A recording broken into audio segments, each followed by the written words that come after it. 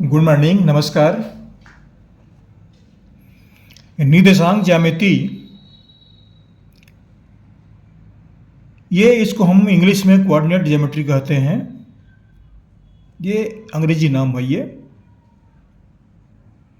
अध्याय 6 में भी वर्तमान में कक्षा 10वीं में ये पढ़ाई जाती है। अध्याय 6 के अंतर्गत ये अध्याय का नाम बदल भी सकता है, ये कोई आवश्यक नहीं है, लेकिन ये तो रहता ही है। निर्देशांक ज्यामिति ये कक्षा 10वीं से प्रारंभ की जाती है।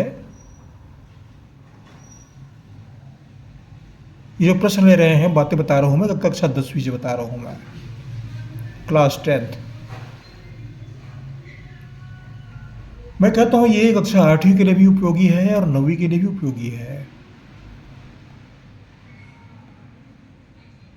दोनों क्लास के लिए उपयोगी है। ये आगे तो फिर उपयोग होता ही है, बढ़ता ही जाता है। ये तो ये जो बातें ले रहा हूँ ये अवधारणा से संबंधित है कि हम इसको कैसे समझें, शुरुआत कैसे हुआ, किसने शुरुआत किया, कौन कौन सी बातें हैं। ये बातें जानकारी में आना चाहिए विद्यार्थी को। अब देखिए, इस वीडियो को प्रारंभ करूँ इससे पहले कुछ बातें कहने जा रहा हूँ। आप जहाँ से पढ़ रहे हैं कमेंट्स कीजिएगा, लिखिएगा, बताइएगा, और हमारे चैनल को सब्सक्राइब भी कर दीजिएगा। आप जहाँ से पढ़ रहे हैं लिखेंगे, हमें बड़ी खुशी होगी। हम ऐसा मान के चलते हैं। चलिए आगे पढ़ते हैं। अब देखिए, ये इसको बोलते हैं ग्राफ पेपर। ये आप देख रहे हैं, ये ग्राफ पेपर है। ये इस तरह से कापियाँ आप देखे हैं, 6वीं 7वीं 8वीं विद्यार्थी ये सब देखें। इस तरह ये कापी ग्राफ पेपर है। ये इसका उपयोग किया जाता है प्रायः। तो प्रारंभिक जानकारियां मैं आपको देने जा रहा हूं। इसकी शुरुआत कैसे हुई, कहां से हुई। तो ये जो देख रहे हैं ये क्या है, एक तल है। ये एक तल है। ये जो देख रहे हैं ये भी एक तल है। ये तल है। यह भी एक तल है। तो इसकी शुरुआत, इसके मन में एक विचार आया जो जिसका नाम आपको बताने जा रहा हूं मैं।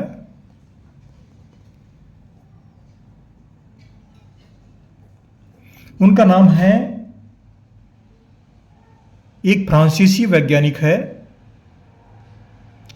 फ्रांसीसी गणितज्ञ है।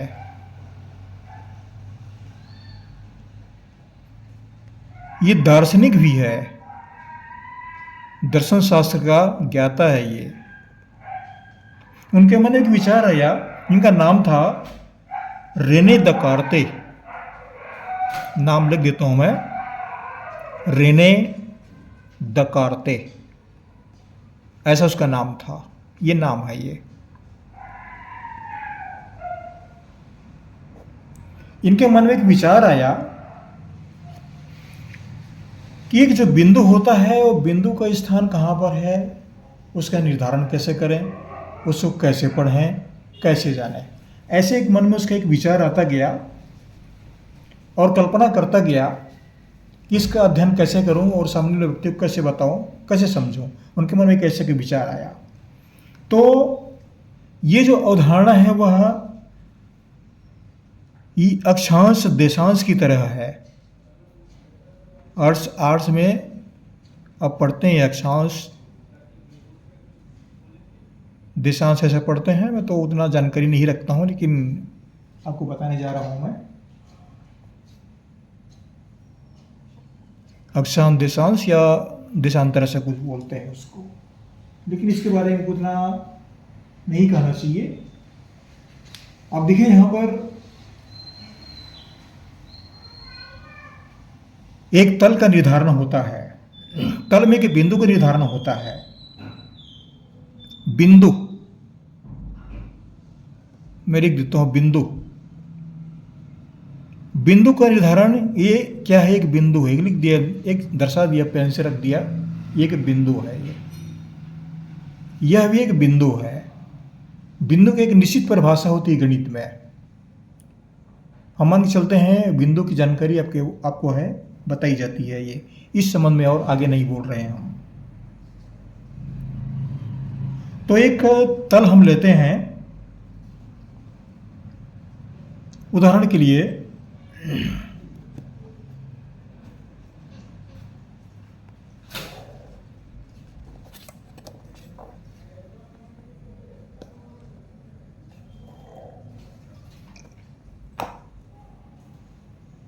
इस तरह से हमने एक रेखा लिया, दो रेखाएं ली।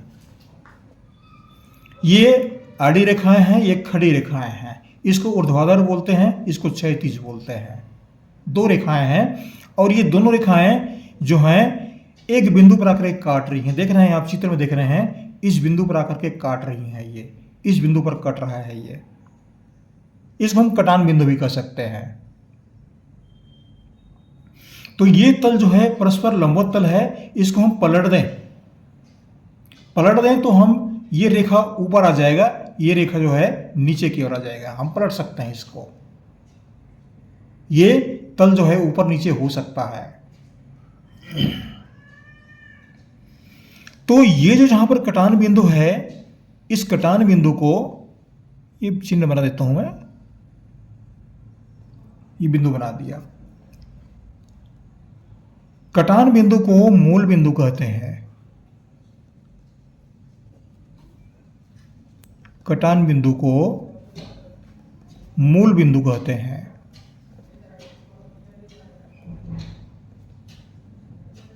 मूल बिंदु माने सभी इसमें जितने भी बिंदु हैं सबका एक निर्धारण होता है, एक निश्चित बिंदु होता है वो, जो सभी को उनकी दिशाएं बता सकता है, वो निर्धारित कर सकता है। वो ऐसे वो मूल बिंदु है। ये इसका जो संकेत होता है मूल बिंदु का, ध्यान रखें, मूल बिंदु इसको इंग्लिश में ओरिजिन बोलते हैं और इसको संकेत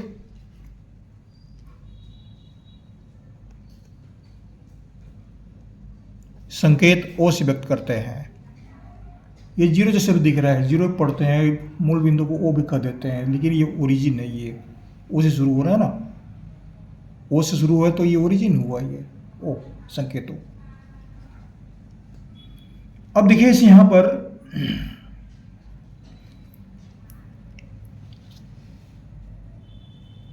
कुछ बातें लिखते जा रहा हूं मैं। ये क्षैतिज रेखा है, क्षैतिज, और ये जो है ऊर्ध्वाधर रेखा है। ऊर्ध्वाधर माने खड़ी रेखा। ये हमने लिया है, पलट देंगे तो ये क्षैतिज रेखा, ये खड़ी ऊर्ध्वाधर रेखा हो जाएगा और ये जो है ये क्षैतिज रेखा हो जाएगा पलटने पर। ऐसा कर सकते हैं। ये संकेत ओ के रूप में लिख दिया हमने। तो क्षैतिज रेखा की बात आई, क्षैतिज रेखा या आड़ी रेखा, इसको हम एक्स डैश एक्स से व्यक्त करते हैं। एक्स डैश एक्स कैसे लिखेंगे? यहां से लिखेंगे ये एक्स डैश और ये हुआ एक्स। इस तरह से लिखते हैं इसको। इसको हम ओ लिख देते हैं, जीरो ओ, ओरिजिन माने ओ। तो ये रेखा एक्स एक्स डैश पढ़ते हैं इसको। और ये जो खड़ी रेखा देख रहे हैं ये वाई वाई डैश पढ़ते हैं इसको। वाई, और इस रेखा को पढ़ते हैं वाई डैश। ऐसा लिखा जाता है, वाई वाई डैश।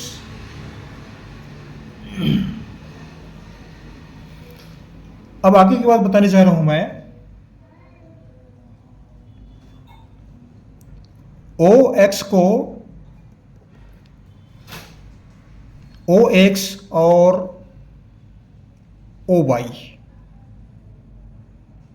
को काट रहा हूं मैं, और ओ वाई,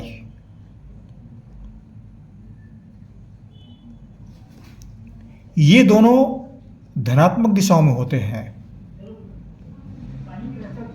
धनात्मक मान, इनकी दिशाएं धनात्मक होती हैं, धनात्मक संख्याएं हैं ये।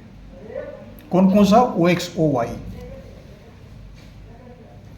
तो ये धनात्मक है, ये ओ एक्स, इसको धनात्मक पढ़ेंगे।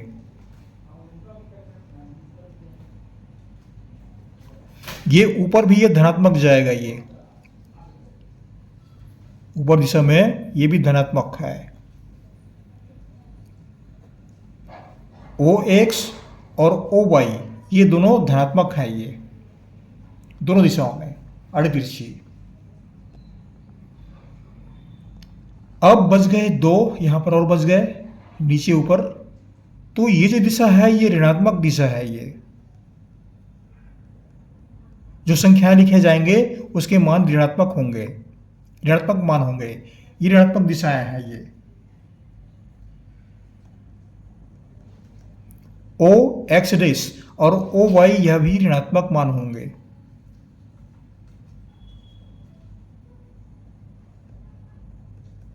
ये ऋणात्मक दिशाएं हैं, इस ओर और यहां से इस ओर। ये बात स्पष्ट हो जाता है। तो ओ एक्स ओ वाई धनात्मक दिशा हुए, और ओ एक्स डैश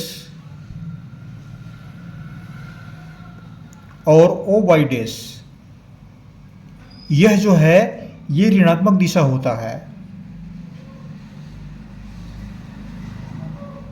ऋणात्मक दिशा, फिर से बता रहा हूं मैं, ओ एक्स डैश, ये ओ एक्स डैश ये ऋणात्मक दिशा है। ये संख्या लिखेंगे, ऋणात्मक संख्याएं हैं ये। नीचे के उतरेंगे यहां से मूल बिंदु से, तो यह भी ऋणात्मक मान लिखेंगे। ऋण 1, ऋण 2, ऋण 3, ऋण 4, ऋण 5 ऐसा लिखेंगे इसको। ये ऋणात्मक संख्या है, ये भी ऋणात्मक संख्या है। ये इस बिंदु से इस क्षेत्र में चलेंगे तो ये धनात्मक मान है। एक्स डैश एक्स अक्ष में, इस अक्ष में चाहे ऊपर चलेंगे तो ये धनात्मक मान है। ये 1 2 3 4 ऐसे लिखेंगे। ये ऋण 1 ऋण 2 ऋण 3, ऋण 1 ऋण 2 ऋण 3, ये 0 1 2 3 4 5 6, ऊपर जाएंगे तो 1 2 3 4 5 6 धनात्मक मान ऐसा होगा।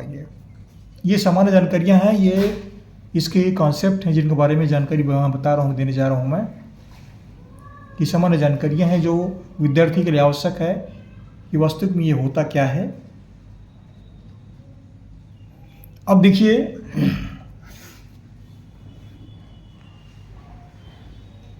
कुछ बातें जो जानकारियां हैं, इस चित्र को देखिए। ये 4 भाग में बट गया, ये 4 भाग में बट गया। 1 2 3 4, 1 2 3 4, 1 2 3 4। तो हम कैसे माने पहला कौन सा है, दूसरा कौन सा है, तीसरा कौन सा है, चौथा कौन सा है, कैसे पढ़ें? ये 2 आड़ी खड़ी रेखाएं हैं, इसको हम पढ़ें कैसे? 4 खंड हो रहे हैं, तो किसको पहला माने, किसको दूसरा माने, किसको तीसरा माने, किसको चौथा माने, ये प्रश्न उठता है। तो ये जो रेने देकार्ते हैं, फ्रांसीसी वैज्ञानिक, दार्शनिक, गणितज्ञ, इसके मन में विचार आया कि हम 2 रेखाएं जो एक बिंदु पर काट रही हैं, तो इनको प्रथम 4 जो खंड हो रहे हैं इनको हम कैसे पढ़ें।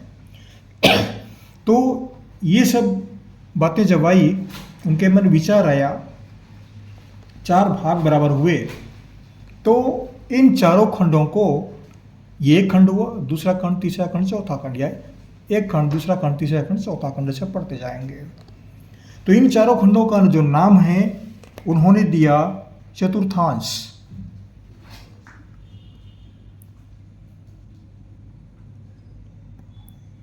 दोनों रेखाओं के 4 भाग होते हैं, ये बराबर भाग हैं ये।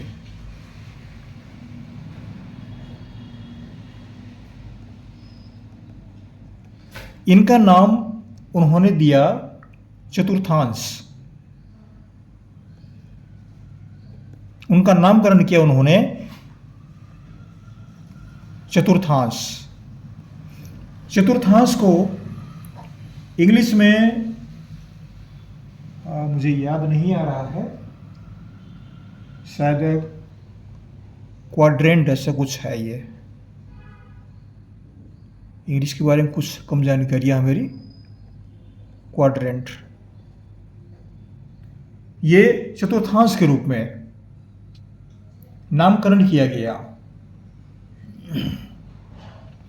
अब बात आती है पढ़ने की, कैसे पढ़ें।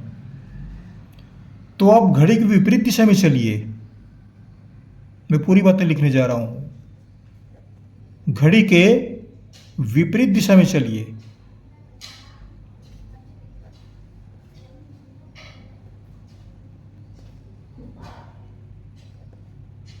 पढ़ने की विधि है जो बताने जा रहा हूं मैं।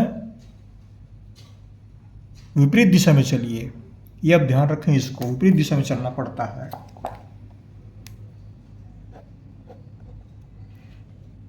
विपरीत दिशा, ये ध्यान रखना आवश्यक है। चतुर्थांश का जो निर्धारण किया गया है, घड़ी की विपरीत दिशा के अनुरूप निर्धारण किया गया है। यह बात जानकारी आवश्यक है। इन चारों भागों को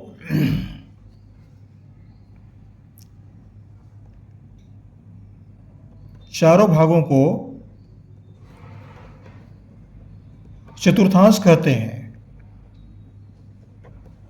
प्रत्येक भाग का नाम उन्होंने चतुर्थांश दिया।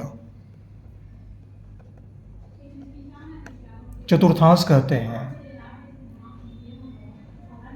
चतुर्थांश, क्वाड्रेंट्स, क्वाड्रेंट, ये नामकरण किया गया उन्होंने। इसके पश्चात देखिए एक तल का निर्धारण हो गया, एक तल बन गया।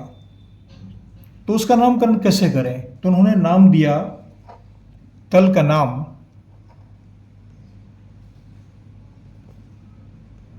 उस तल को बोलते हैं कार्तीय तल। कार्तीय तल, या इसी को निर्देशांक तल भी कहते हैं। निर्देशांक तल, या इसी का नाम हुई, इसको हम XY तल भी बोलते हैं। XY तल। इस तरह से कुछ बातें आई, ये सामान्य जानकारियां हैं। अब देखिए यहां पर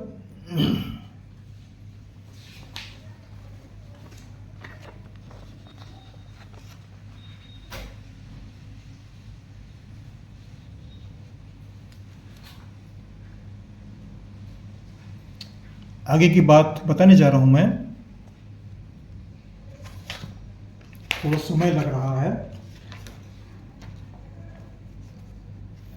तो इन अक्षों को निर्देशांक अक्ष कहते हैं।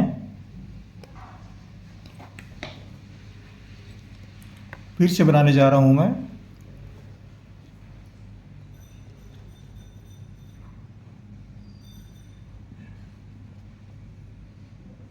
थोड़ा सा समय लग रहा है।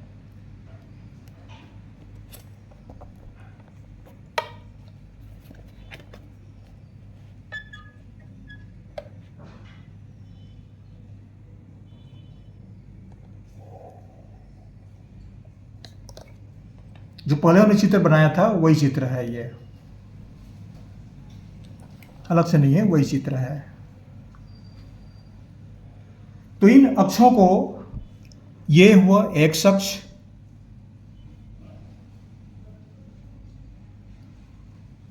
इसको पढ़ते हैं एक्स अक्ष, x x dash, x dash x,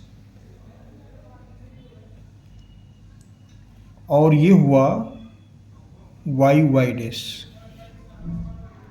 जो पहले वाले चित्र है ना, वही ले रहा हूं मैं, अलग से नहीं है ये। तो ये जो खंड हैं 4 खंड बन गए, 1 2 3 4, 1 2 3 4 कहीं से ही पढ़ लें। तो ये 4 खंड बनते हैं, इनको चतुर्थांश नाम दिया गया। तो ये घड़ी के विपरीत दिशा में चलिए, ऐसा कहना है उनका। घड़ी के विपरीत दिशा में चलिए तो जो पहले खंड किसको लिया उन्होंने, 2 धनात्मक, उनको पहला खंड लिया उन्होंने।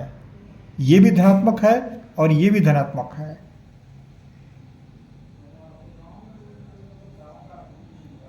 धनात्मक, और ये भी धनात्मक है, खड़ी रेखा।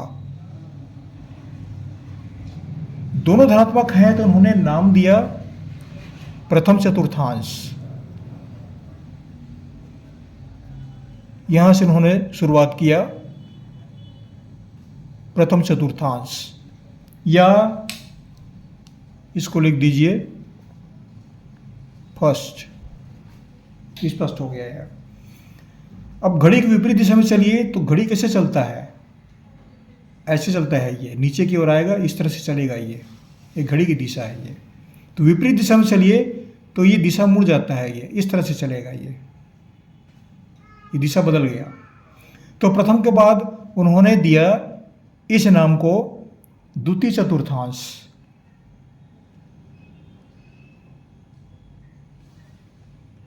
द्वितीय चतुर्थांश ये इसकी अवधारणा है, जिसके बारे में एक सामान्य जानकारियां मैं आपको उपलब्ध करने जा रहा हूं। द्वितीय, प्रथम चतुर्थांश, द्वितीय चतुर्थांश। अब घड़ी के ये भी दिशा इसकी क्या है, ये ऋणात्मक है। ये दिशा ऋणात्मक है। अब नीचे की ओर आते हैं, घड़ी के विपरीत दिशा में चल रहे हैं तो नीचे की ओर आ जाइए। अब ये 1 हो गया, 2 हो गया, ये तीसरे में आ जाइए। तो ये तीसरा खंड जो है वह तृतीय चतुर्थांश उन्होंने नामकरण किया। तृतीय चतुर्थांश।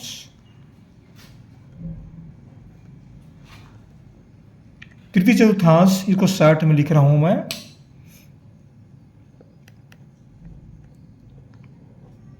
स्पष्ट हो गया, तृतीय चतुर्थांश। फिर आगे बढ़ते हैं तो ये चौथा खंड बच गया। घड़ी के विपरीत हम चल रहे हैं तो ये इसका नामकरण किया चतुर्थ चतुर्थांश।